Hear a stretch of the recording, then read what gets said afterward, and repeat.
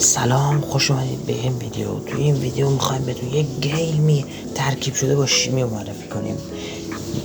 همونطور که مشاهده میکنید حالتهای مختلف داره، مودهای مختلف داره که میتونید واردش بشید و با سرکله زدن باشید، هم سرگرم بشید، هم گیم بازی کنید و هم شیمی یاد بگیرید.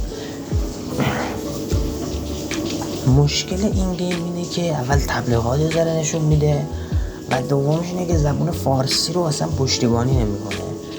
ولی خب افرادی که دنبال انگلیسی هستن و شیمی رو میخوان به زبان انگلیسی یاد بگیرن، این گیم مخصوص اونهاست. همونطور که مشاهده میکنید جدول کنار هم میشینیم، مودهای مختلف رو تست میکنیم و در آخر این گیم رو به شما معرفی میکنیم و نمره میدیم و یک سورپرایز عالی هم داریم.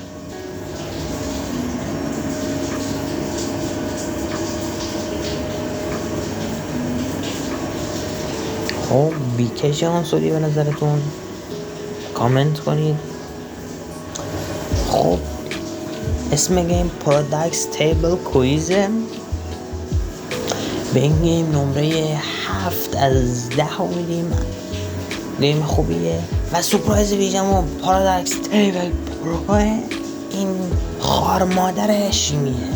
لایک، کامنت، سابسکرایب فراموش نشه. بای.